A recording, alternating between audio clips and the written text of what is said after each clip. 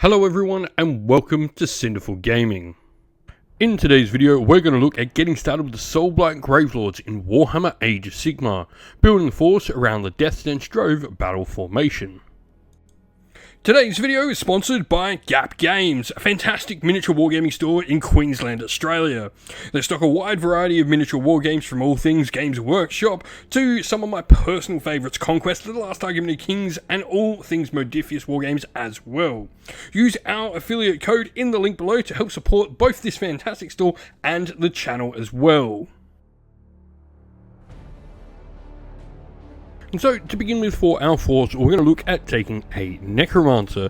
This is a Wizard 1 character, so it's able to cast one spell in your hero phase, and potentially, if you use command points, cast one in your opponents and dispel on your opponents as well. But it's got some cool abilities. The first of these is Undead Minions, where while it's near any friendly Deadwalker or Death Rattle units, it actually gets Ward 4+, though the saves on those wards will be pushed onto the units that it is nearby. You've also got a cool ability, a command ability actually, called Van Hell's Dance Macabre, which you can use for one command point on your command phase. Now, you do this and you pick a friendly Death Rattle or Deadwalker unit holding in 12 on a 3+, to get to fight twice, though when they fight for the second time, they will be striking last in the round. Now, other than that, this is, a fairly standard wizard hero, 3 attacks, force to hit and wound with Ren 1 and damage 2 as well. Next we have another Wizard 1 hero, and this time it's the Mortis engine. It's a Necromancer on a giant floating throne.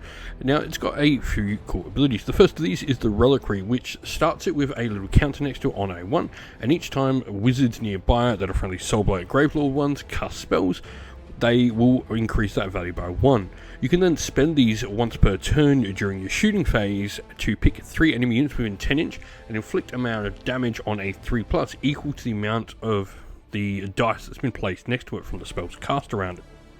Your other big ability is Nexus of Death Energy, where when you use the Deathly Invocation ability, you can increase the number of models or number of wounds you can heal on your units, which is really nice. It is a 12 health, a 10 inch move, 4+ save model. It's a War Machine hero as well, so this does mean it can't take things like Lookout Sir, which is going to be a little bit of a detriment to it, but there are some enhancements that can definitely help keep it alive a little bit better, with the ability and access to enhancements that can allow it to ignore positive and negative save modifiers. Next we move on to probably the main body of our force, and that is Deadwalker zombies. 4 inch move, 6+ save, 1 health and 1 control. There's nothing too great about them when they hit on 5+, wound or force with no rend and damage 1. They do, however, have mindless ferocity, where each time a model is slain in combat and it's within combat range of an enemy unit when you remove it, you can roll a dice at the end of combat for each one of these removed as such, and on a 6 they inflict a mortal damage back onto the attacking unit.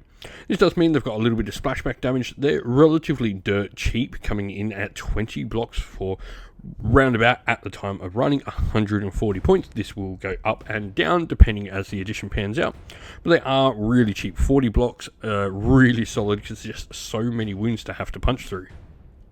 Now, something that goes along nicely with your zombie units is a corpse cart. This is a relatively cheap war machine, and its big ability here is, well, we've got a unit of Deadwalkers whole within 12 inch of it, they get crit auto wound. This definitely multiplies the ability of the zombies to really get some actual damage through. When you're just punching out so many attacks, they aren't going to get the benefit of it, especially when you consider they potentially can get struck twice. That means we'll be putting out 80 attacks over the course of a turn and getting some crit auto wounds in there. Next, we have the Direwolves. Now, we do need units in Warhammer Age of Sigmar that are able to go and grab objectives. These will also need to complete battle tactics as well, and generally we want these units to be fast moving. Direwolves fill 2 roles here. First of all, they are a pretty fast moving unit with a 10 inch move. That's pretty fast for Soulblight, especially for a Deadwalker focused force. But they also have 2 health each and come in packs of 10 as standard, which makes them pretty survivable. They do have the Beast rule, so this means they have a maximum control score of 1, so not the greatest at grabbing objectives, but for battle tactics they'll really do the job. They can also use the run ability and then use charge abilities later in the turn as well. Now, the other option besides Direwolves is a cheaper option in the form of Fellbats.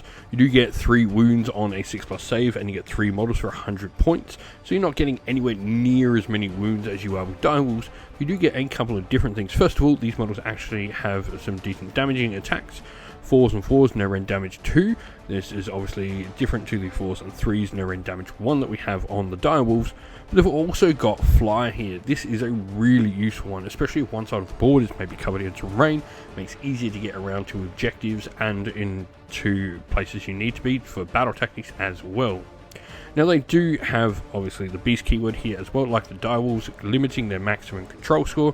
But you've also got the ability to use retreat and then use charge abilities as well. And when you use those retreat abilities for the unit, they don't actually get any mortal damage inflicted on them at all either. And so the list we've built today is using the Deathstench Drove. The ability for this particular battle formation is dragged down and torn apart.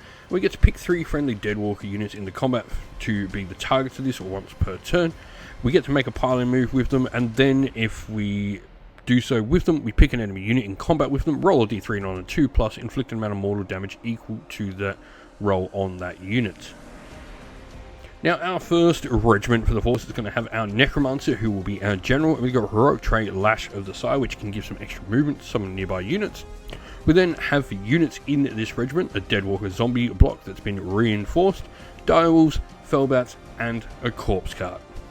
Our second regiment is then just a hero by itself, which is the Mortis engine, with the artifact of power, the Shard of Night, to help keep this model alive for longer. We hope this video was helpful in getting you started with Warhammer Age of Sigmar, and it was able to give you some ideas and inspiration to start your own force in the game. If you have any other questions at all, please comment down below, and while you're there, don't forget to drop a like, subscribe, and join our Discord server to check out all our future Warhammer Age of Sigmar content.